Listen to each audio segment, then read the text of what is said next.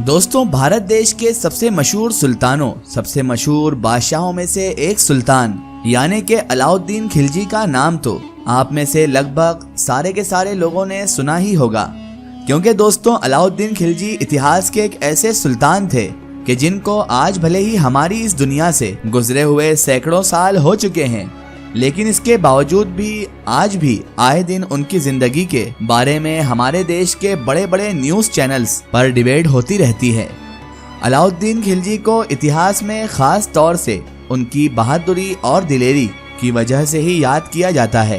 क्योंकि दोस्तों, ये बात तो हम सभी लोग बहुत अच्छी तरह से जानते हैं कि सुल्तान अलाउद्दीन खिलजी ने अपने दौर में जहां एक तरफ बहुत बड़ी सल्तनत की बुनियाद रखी थी, तो वहीं दूसरी तरफ पूरे भारत देश की मंगोल जैसे खतरनाक लोगों से हिफाजत भी की थी।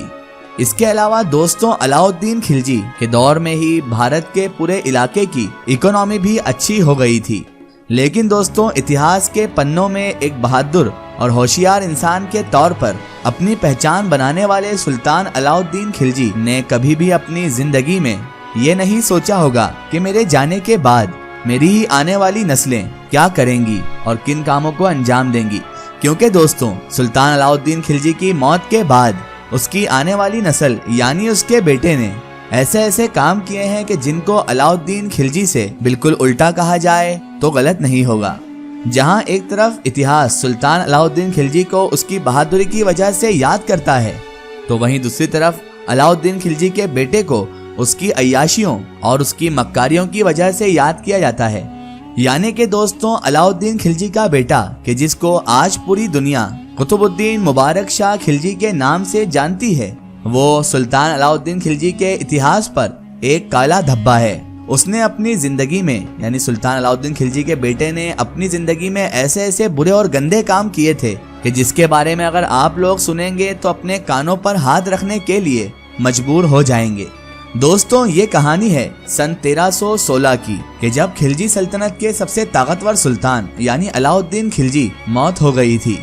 अलाउद्दीन खिलजी के इंतकाल के बाद उनके सबसे वफादार और करीबी गुलाम यानी मलिक काफूर ने तख्त पर कब्जा करने के लिए बगावत कर दी, जिसके लिए उसने न सिर्फ अलाउद्दीन खिलजी की बीवी को कैद करवाया बल्कि साथ ही साथ अलाउद्दीन खिलजी के सारे बेटों को भी अंधा करवा कर कत्ल करवाना भी शुरू कर दिया था। लेकिन खुशकिस्मती से मलिक काफूर के लोग अलाउद्दीन खिलजी के बेटे जितने भी बेटे थे उनमें से एक बेटे यानी कुतुबुद्दीन मुबारक शाह को कत्ल करते उससे पहले ही महल में मौजूद कुछ खास लोगों ने मलिक काफूर को ही कत्ल कर दिया।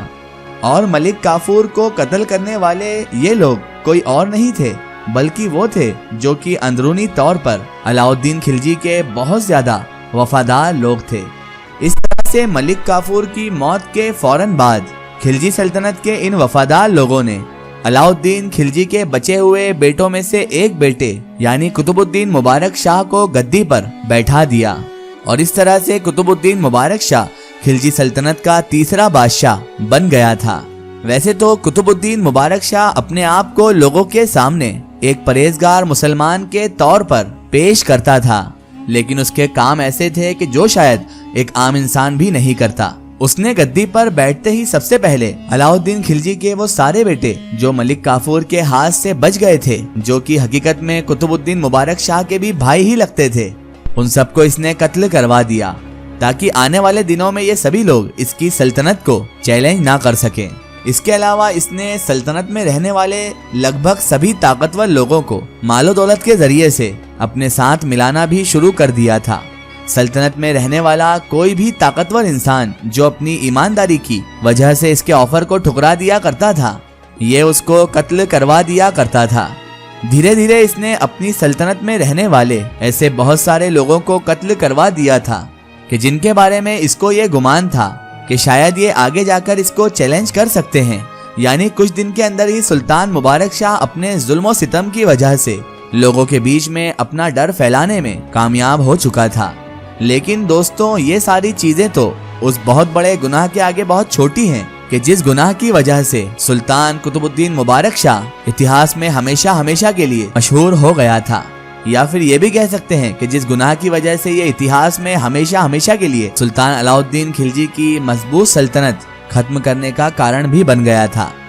जी हाँ, इसकी इतनी मजबूत सल्तनत एक रात में ही खत्म हो गई थी। और दोस्तों, आपकी जानकारी के लिए आपको बता दें कि वो बड़ा गुनाह और कुछ नहीं था, बल्कि अलाउद्दीन खिलजी के बेटे यानी कुतुबुद्दीन मुबारक शाह की अय्याशियां थी। क्योंकि दोस्तों, इतिहासकारों की अगर माने तो उनके मुताबिक कुतुबुद्दीन मुबारक शाह हम जिन्स परस्त था, यानी वो था कि जिसको इंग्लिश में गे कहा जाता है। हिस्टोरियल्स की माने तो कुतुबुद्दीन मुबारक शाह अपने एक खूबसूरत गुलाम लड़के पर फिदा हो चुका था। और ये खूबसूरत लड़का कोई और नहीं था दोस्तों, बल्कि ये एक ऐसा गैर मुस्लिम लड़का था कि जो उसको गुजरात सूबे में एक जंग के दौरान गुलाम के तौर पर हाथ लग गया था। कुतुबुद्दीन मुबारक शाह ने जैसे ही इस लड़के को पहली बार देखा था, फौरन वो उस पर फिदा हो गया था और इसी वजह से वो उस लड़के को अपने महल में भी ले आया था। महल में लाकर सुल्तान कुतुबुद्दीन मुबारक शाह ने उस लड़के को महल की बड़ी बड़ी जिम्मेदारियां भी सौंप दी थी और उस लड़के को अपनी तरफ से एक नया नाम भी दे दिया था और उसका वो नया नाम खुसरो खान था। और आज तक इतिहास की सभी किताबों में वो लड़का खुसरो खान के नाम से ही मशहूर है। सुल्तान कुतुबुद्दीन मुबारक शाह हमेशा इस लड़के के साथ रहा करता था। इतिहासकारों की माने तो सुल्तान कुतुबुद्दीन मुबारक शाह हर दिन इस लड़के के साथ शादी भी किया करता था। एक दिन सुल्तान कुतुबुद्दीन शाह खुसरो खान का दूल्हा बनता तो अगले ही दिन सुल्तान कुतुबुद्दीन शाह उसी लड़के की दुल्हन बन जाता। हर दिन होने वाली इस शादी में न सिर्फ बाराती बारात के कपड़े पहना करते थे, बल्कि शामियाना लगाकर उनकी दावत का भी इंतजाम किया जाता था और काजी साहब को बुलाकर बाकायदा निकाह भी किया जाता था। निकाह के बाद बाकायदा आम बारातियों की तरह डोली को भी रुखसत किया जाता था और अगले दिन वलीमे की दावत का भी इंतजाम किया जाता था। और दोस्तों, बहुत सारे लोग बादशाह सलामत की इस गंदी आदत से बहुत ज्यादा परेशान भी थे, लेकिन वो लोग चाहकर भी कुछ नहीं कर सकते थे, क्योंकि वो खूब जानते थे कि बादशाह सलामत ऐसा इंसान है कि अभी तक जिस भी इंसान ने उसे चैलेंज करने की कोशिश की है उसको बादशाह ने कत्ल करवा दिया है। सुल्तान कुतुबुद्दीन मुबारक शाह ने हमारे देश भारत पर लगभग 4 से 5 साल तक हुकूमत की थी और इस पूरे दौर में एक दिन दुल्हा और एक दिन दुल्हन बनने का उनका ये खेल लगातार जारी रहा था, जिसकी वजह से खुसरो खान नाम का उनका ये महबूब लड़का अब धीरे धीरे उनकी कमजोरी भी बनता जा रहा था। उस दौर के सबसे मशहूर इतिहासकार यानी जियाउद्दीन बरनी की अगर माने तो खुसरो खान नाम का ये लड़का जाहिरी तौर पर भले ही बादशाह सलामत को हमेशा खुश रखता था, लेकिन अंदरूनी तौर पर वो हमेशा बादशाह सलामत से चिढ़ा करता था, नफरत किया करता था और हमेशा अंदरूनी तौर पर सुल्तान को कत्ल करके इनकी हुकूमत पर कब्जा करने के मंसूबे बनाता रहता था, जिसकी उसने तैयारियां भी शुरू कर दी थी। उसने सुल्तान कुतुबुद्दीन मुबारक शाह के कान भरना भी शुरू कर दिए थे और सुल्तान को चढ़ाकर सुल्तान के ही कई वफादार सिपाहियों को कत्ल भी करवा दिया था उसने। और बहुत सारे महल में मौजूद सुल्तान कुतुबुद्दीन मुबारक शाह के ऐसे वफादार लोग कि जिनके बारे में खुसरो खान को ये डर था कि आने वाले दौर में वो इस लड़के को चैलेंज कर सकते हैं, उनको भी अपनी चालाकी के जरिए से खुसरो खान ने कैद करवा दिया था और महल के अंदर खुफिया तौर पर खुसरो खान ने अपनी एक फौज भी तैयार कर ली थी। इस तरह अब धीरे धीरे खुसरो खान बादशाह सलामत को पूरी तरह से अपनी उंगलियों पर नचाया करता था और अब धीरे धीरे हुकूमत का सिस्टम खराब होना शुरू हो चुका था। पूरी सल्तनत में जिस्म फरोशी आम हो चुकी थी। महल में मौजूद लोग शराब भी खुलेआम पीने लगे थे। महल में मौजूद सल्तनत के कुछ वफादार और समझदार लोगों ने सुल्तान को खुसरो खान की चालाकियों से कई बार बाखबर करने की कोशिशें भी की, लेकिन सुल्तान उनकी बात को ये सोचकर टाल दिया करता था कि शायद ये लोग खुसरो खान से जलते हैं और उससे कोई जाती दुश्मनी रखते हैं।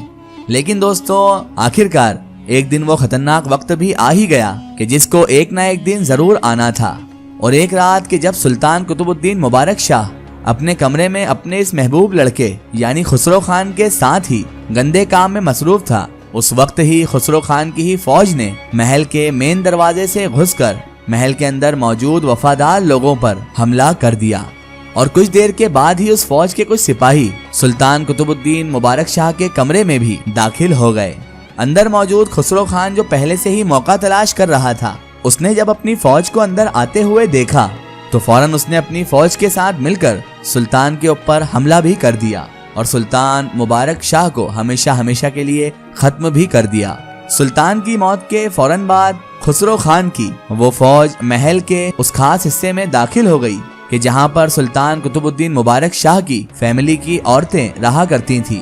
सबसे पहले खुसरो खान की इस फौज ने सुल्तान कुतुबुद्दीन मुबारक शाह की एक बीवी की बहुत ज्यादा बेइज्जती की और उसके बाद उसकी बीवी को कत्ल भी कर दिया गया। उसके बाद एक एक करके सुल्तान कुतुबुद्दीन मुबारक शाह की फैमिली के दूसरे लोगों को भी कत्ल किया गया और सुल्तान के सभी मालदार और बड़े बड़े वजीरों की जागीरों पर कब्जा भी कर लिया गया और इस तरह से उस सल्तनत का हमारी इस दुनिया से हमेशा हमेशा के लिए खात्मा भी हो गया कि जिसको सुल्तान अलाउद्दीन खिलजी ने अपनी बहादुरी की वजह से ताकतवर बनाया था। फिलहाल दोस्तों आज की हमारी वीडियो में सिर्फ इतना ही। अगर ये वीडियो आपको पसंद आई है तो इसे ज्यादा से ज्यादा शेयर कीजिए और अपने फ्रेंड सर्कल और अपने रिश्तेदारों में जरूर पहुंचाएं। इसी तरह की इन्फॉर्मेटिव और हिस्टोरिकल वीडियो के लिए हमारे चैनल को सब्सक्राइब कीजिए और पास में दिए गए घंटी के आइकन को जरूर दबाएं ताकि हमारी आने वाली हर नई वीडियो की नोटिफिकेशन आप तक पहुंचती रहे।